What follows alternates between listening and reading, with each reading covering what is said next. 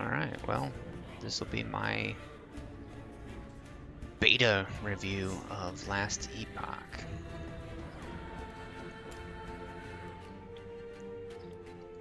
I haven't played many other ARPGs. Path of Exile, I put thousands of hours into Path of Exile.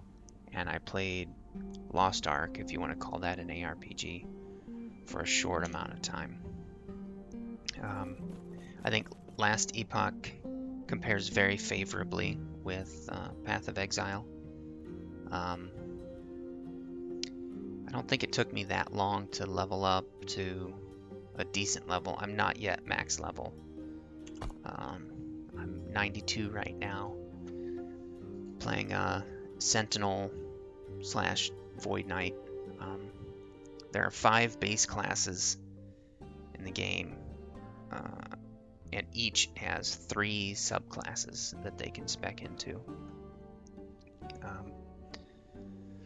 The skills available to you are based in part on your subclass.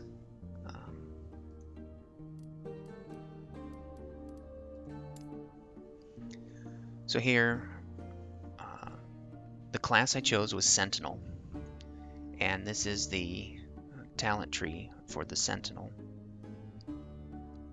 And as you put more points into a particular tree, you unlock more skills that you can use.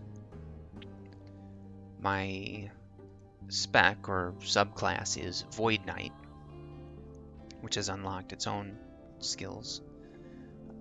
But you still maintain the ability to put points in part of the other subclass trees. So I've got 15 points in Paladin. I could put up to 20, I believe, which is this demarcation. Same with Forge Guard. You could put points into Forge Guard and unlock these skills as well.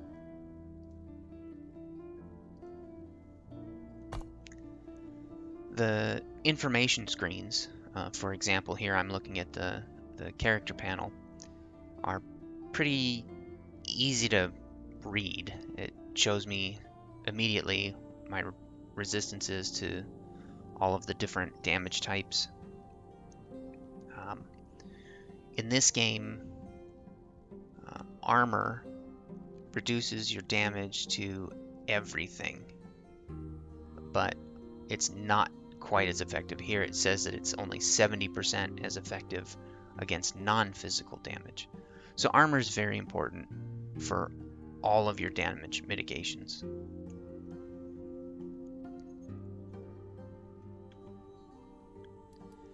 Respecking is extremely easy. That's one thing that's really great.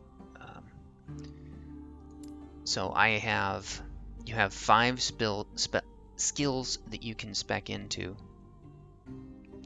unlocked by levels. I don't know, it might be level 70 or something that you unlock your 5th specialization. And you can see on the skill bar you can only slot 5 skills at a time, but that may or may not be important. For example, I'm using Sigils of Hope, but I am mostly using them passively because I have a here this talent summons one when an enemy is killed. A low chance, but it happens fairly often. At least when I'm mapping, I can keep most of my sigils up without manually casting them. So I wouldn't necessarily have to slot this if I relied on its passive summoning. Shield Rush is a travel skill. I like it fairly well. It helps you get across a map very quickly. But for the sake of the video, I'll respec it. You can choose to remove a point at a time in case you wanted to try a different direction in the tree, or you can despec the skill entirely, which frees up that slot to select a new skill to specialize. Let's do volatile reversal. Let's see. Now, because of what level I am, I get to put 10 points immediately into any skill. And this raises presumably up until level 70-ish or something. Earlier, when you're not as high level, you only have 2 points or 3 points or 4 points, for example, to be able to slot into freshly spec'd skills.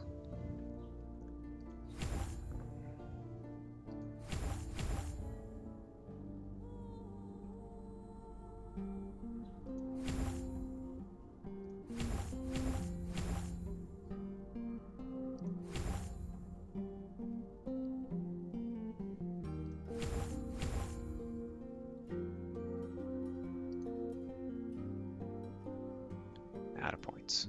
All right. I think it showed on that screen. Let's see.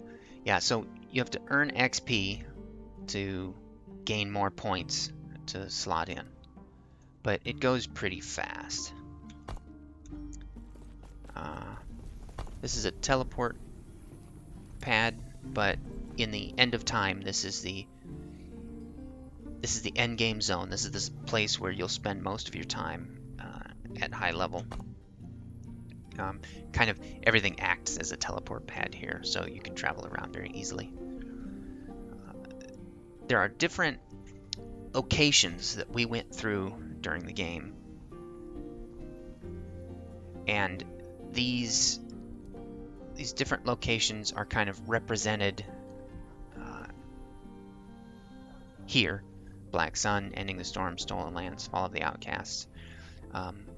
These are sort of revisiting in time quests or quest areas that you've already completed.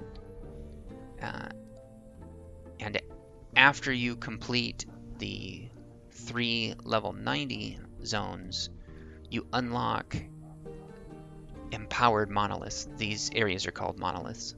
You unlock empowered monoliths, which levels everything up to level 100, and then you complete them at level 100 and the look of the monolith changes.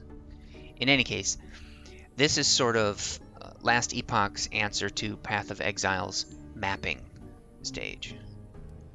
I kind of prefer it in this game because in Path of Exile it takes quite a bit of setup to do your mapping.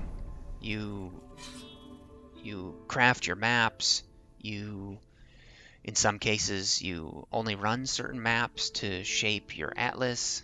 I guess that's not really the case any longer, but even your atlas, even your maps has its own talent tree, which is very interesting, and I find it compelling gameplay, but there are times where it's just too much. In Path of Exile, you kind of need a degree in Path of Exile to understand what the heck you're doing. Here, you kind of just run your maps, and that's that. I'm going to choose the level 100 area. This is kind of what I've been working on a little bit earlier. And this is a monolith. It has this web of echoes. Each little island here is an echo. And you click on these echoes, you complete them, you run them like you would maps in Path of Exile. They only take a few minutes to complete, and they show you the rewards that they're going to offer. Here, for example, is a unique shield reward. These are exalted shield rewards. A unique shield reward is an item like this is a unique item, similar to uniques in Path of Exile. The slightly different thing in Last Epoch is they can roll with legendary potential. And what that means is that this unique item has one affix slot open for crafting in a very specific way that I haven't yet explored. Meaning that you can create, well, they call them legendary items, but they'll be sort of random. When you go to craft, you have to use an exalted item. This is an exalted item. It has one affix that is purple. It's of a higher tier. It's an uncraftably high tier. And when you craft a legendary item, you combine the exalted item and the legendary, and it eats the exalted item, and you get random affixes from the exalted item slotted into your unique item according to its legendary potential. This only has one legendary potential, but items can have... I have seen items that have 3 legendary potential, meaning they can get 3 affixes, but I think that it's possible that they can go up to 4. Your items have kind of some standard stuff: neck piece, rings. This is a relic, and these are idols, which have different tertiary effects as well. I've mostly been trying to get increased damage. My character uses void damage, so this, you can see that increased void damage would help. Vitality is an attribute that gives you health. The Void Knight has a lot of skills that scale damage with vitality, so it's kind of a synergistic play to try to boost vitality as high as possible, so you get both health and damage. This idol gives a chance to gain inspiration on kill. Inspiration is a short-lasting buff that increases cooldown recovery, in particular, is what I'm using it for. Increased damage chance. And crafting. Crafting is very interesting.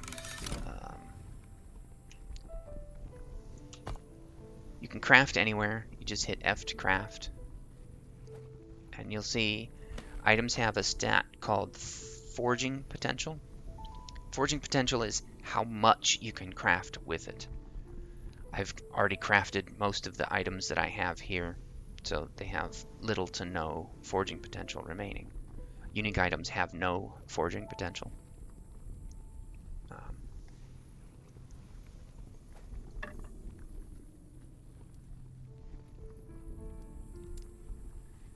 Crafting is fairly straightforward. You have these shards that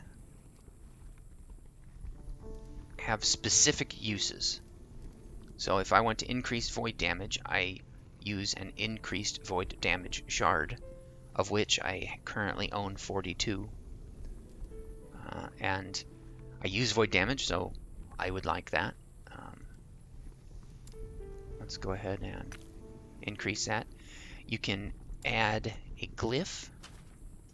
In this case, I'm going to add Glyph of Hope, which gives me a 25% chance to use no forging potential, which is fantastic.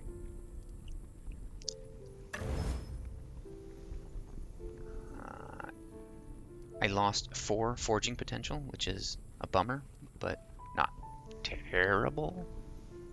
Let's try again. And void damage is maxed. I have 7 forging potential left. I don't use minions, so let's look at what I can do with this affix here.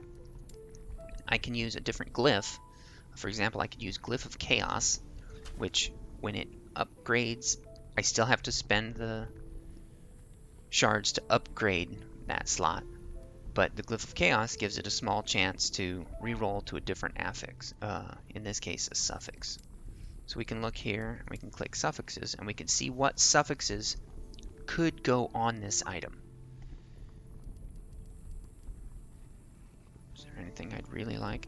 There's nothing here that really wows me. Stun, health on kill. Yeah, get blind. Blind wouldn't be awful. Let's go ahead and do it.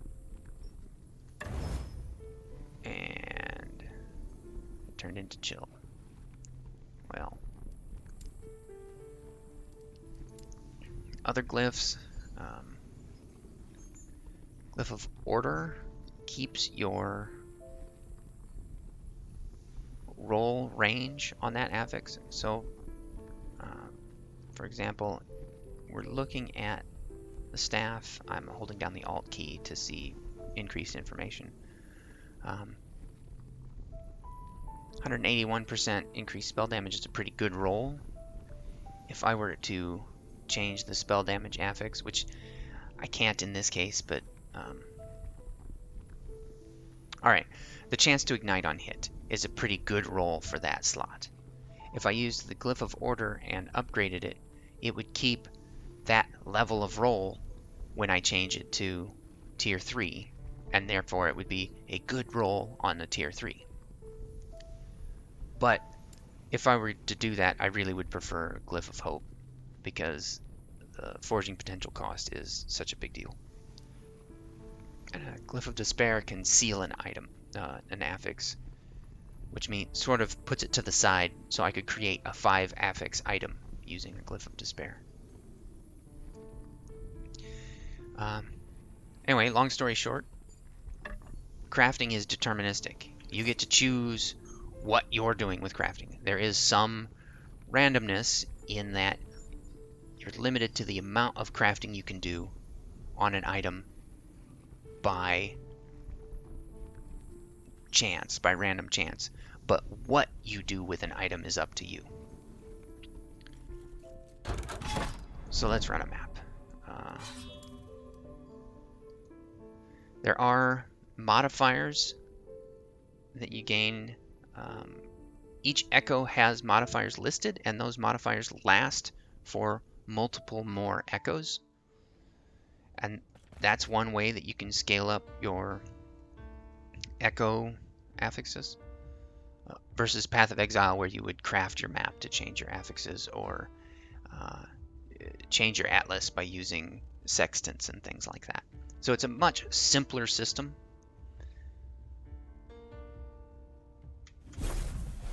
I am using auto casting with the numlock. Let's see, and we just slotted in volatile reversal, so let's put that on the bar. This tune is using devouring orbs as my main damage source.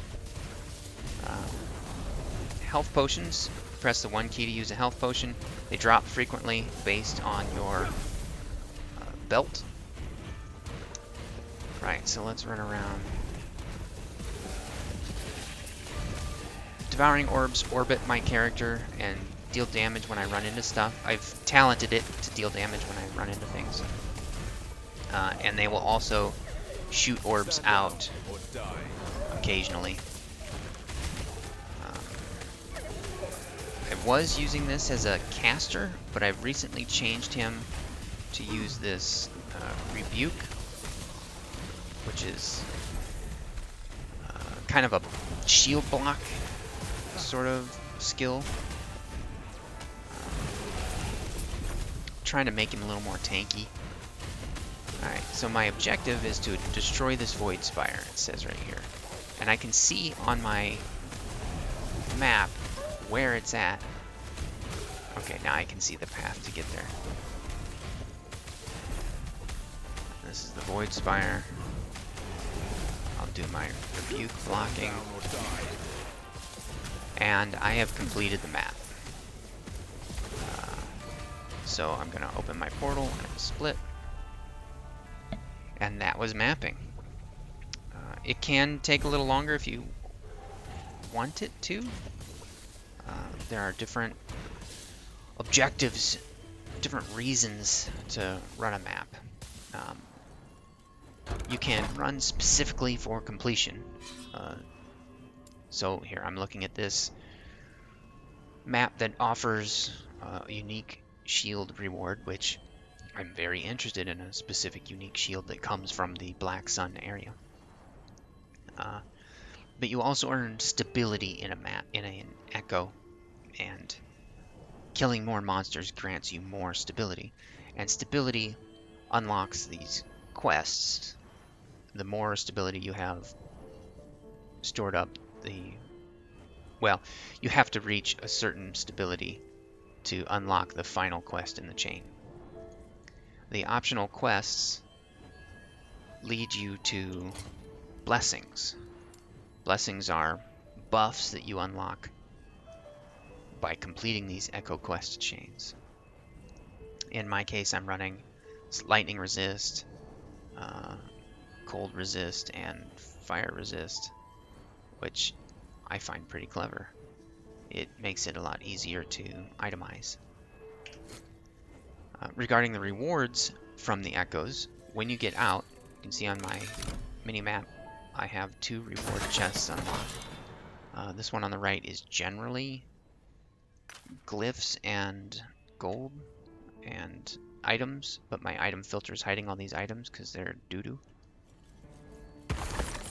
And the glowing one is the specific echo reward. So these are bows, because the specific echo reward that I had chosen was this one with bows. I'm not very interested in bows.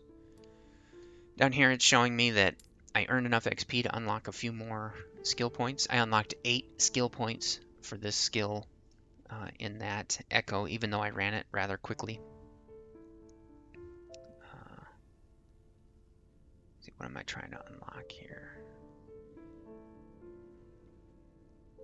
Let's get this move speed.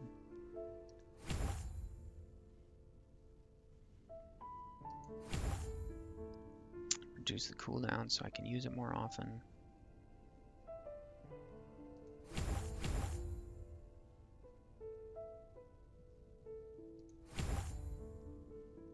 Move 2 more points. What am I looking for? I see. Reversal. Right. Okay. Overall, I think it's a pretty good game. In comparison directly to Path of Exile, I might like this a little bit better. They're pretty close. I think there is a lot of build diversity possible here. Perhaps not as much as Path of Exile, but maybe as much as Path of Exile. I think that Path of Exile's humongous and convoluted talent tree, while it offers a lot of build diversity, you find that there's just simply a great deal of low power nodes on that skill tree that you just don't use. So while these passive trees are not nearly as significant in size, because you can use all 4 trees on this one character, there's still a lot of diversity here just with this character. And these are just this talent tree for what bonuses I have. The actual skills I use are these. And there's a lot of skills that this particular toon has access to. I haven't even looked at the other classes yet to see what playstyles they offer. Yeah, so I think it's pretty good. Crafting is deterministic. You can do what you want with crafting rather than rely on random chance. Mapping is a little bit faster and less complicated. I don't have to do as much setup to do mapping, and I can get through a map in just a few minutes. 2, 3, maybe 5 minutes if I want to spend a lot of time in a map. There are also dungeons and arenas that I haven't yet explored. These arena keys and dungeon keys unlock, I suppose, different maps or map-like areas. Arenas are waves of monsters, and you'll push to see how far you can get, what wave you can reach. Shards and glyphs and things, you pick them up manually, but there's a transfer crafting items button that puts them in your crafting tab so that you don't have to move them around manually. You buy stash tabs with in-game gold. In-game gold is extremely easy to come by. And it's a practically worthless currency. Yes. The only thing you find yourself buying is Rune of Shattering for 2,000. And it's my understanding that there is a dungeon that costs 1,000,000 gold to enter, I guess. So